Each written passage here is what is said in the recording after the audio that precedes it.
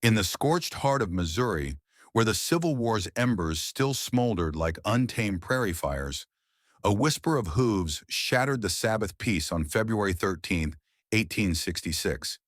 In the sleepy town of Liberty, 8 armed phantoms, ghosts of the Confederacy, burst from the shadows, their bandanas drawn tight against the biting winter chill. They stormed the Clay County Savings Association, marking the first daylight bank robbery in American history, and made off with $60,000 in glittering gold and crisp greenbacks. But as they thundered away into the frozen wilderness, a stray bullet felled young George Wymore, a college student caught in the deadly crossfire. His blood soaked the icy mud, the first crimson stain in a saga that would paint the frontier red. This was the tale of the James Younger Gang. Jesse and Frank James, the indomitable younger brothers, Cole, Jim, Bob, and John, and their band of hard-bitten raiders. Born from the brutal bushwhacker wars, they carved a path of audacious heists and merciless gunplay across the lawless West. From derailed trains belching steam and screams to a fatal reckoning in a distant Minnesota crossroads, theirs was a story of vengeance, greed, and unyielding brotherhood. What drove these men to trade their gray uniforms for black masks? And could the long arm of the law finally lasso these wild sons of the border? To grasp the origins of this bloody legend, one must journey back to the Devil's Crucible, the Missouri border wars, where brother turned blade on brother long before the cannons thundered at Fort Sumter. Missouri, that ragged quilt of a state, straddled the Mason-Dixon line like a powder keg. Slaveholders living cheek by jowl with abolitionists, Union blue clashing with rebel gray in a frenzy of ambushes and unspeakable atrocities. It was in this cauldron of hate that the outlaws were forged. Frank James, the elder at 19, rode out first in 1861, leaving his farm boy's life for the secessionist ranks. Captured by Federals that February, he swore an oath to lay down his arms, only to snap it like dry kindling upon parole, re-enlisting with the notorious William Clark Quantrill, the Ghost Rider whose name struck terror across the plains. Quantrill's raiders were no gentleman's army. They were wolves in human skin, striking from the Kansas prairies to the shadowy Ozark hollows. In August 1863, they unleashed hell on Lawrence, Kansas, scalping Union sympathizers, torching homes and leaving 150 souls amid the ashes. Frank was there, bloodied but unbowed, his hands forever stained by the carnage. His younger brother Jesse was just 14 when the war's siren call reached him, a blue-eyed devil with a poet's fire raging in his veins. He joined in 1864 under Bloody Bill Anderson, Quantrill's brutal lieutenant, after Union irregulars gunned down their stepfather in a smoke-filled cabin.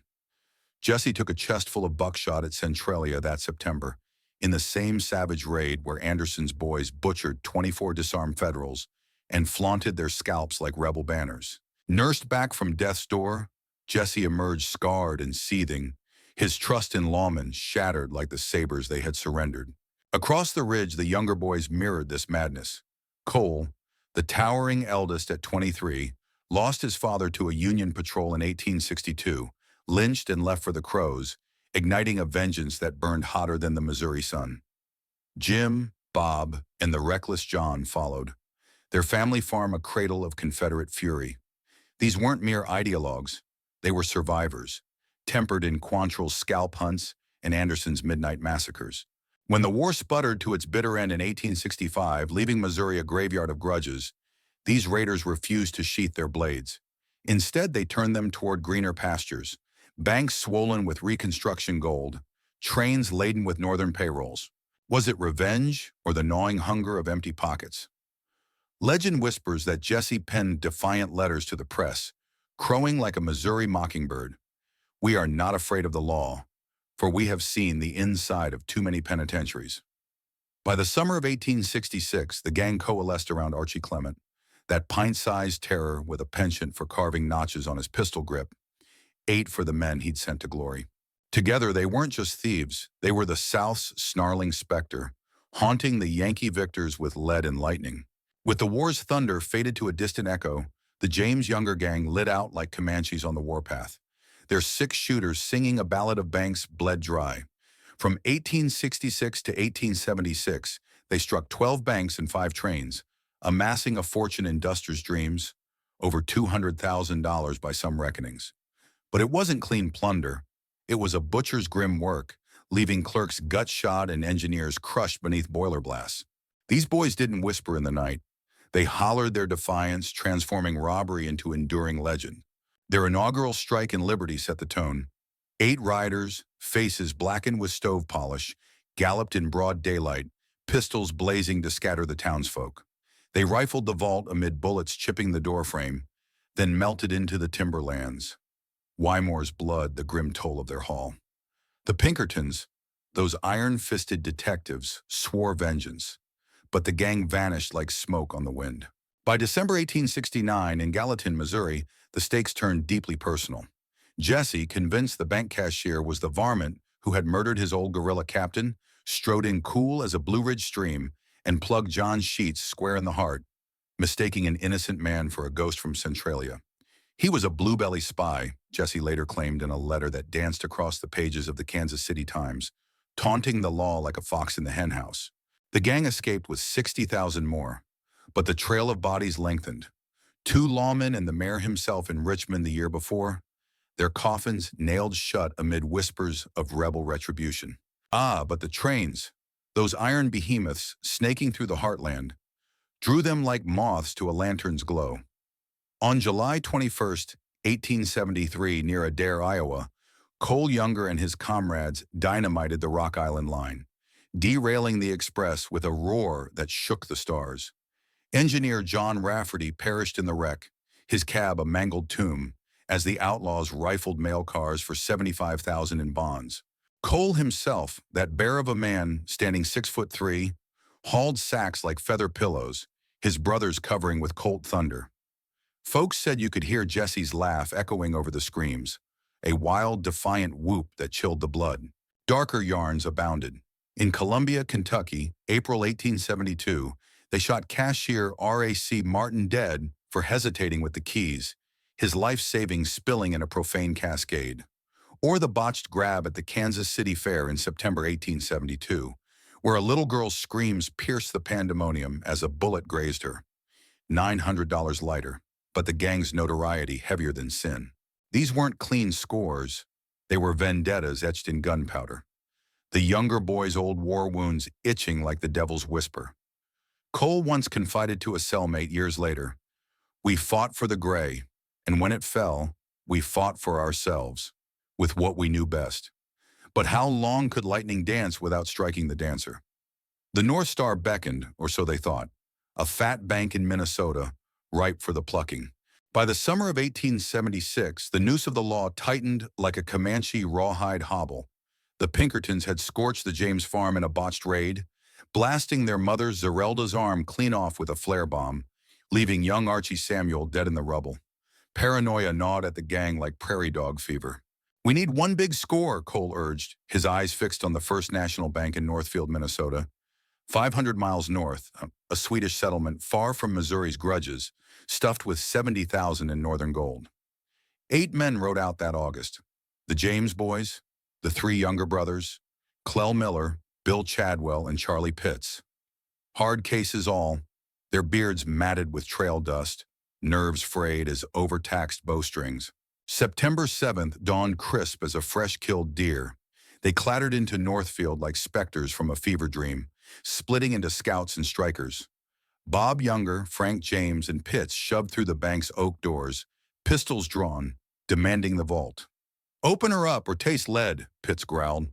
But Teller Joseph Haywood, that stubborn Swede with a spine of iron, refused, buying precious time as J.S. Allen's cry of robbery split the air like an axe through timber.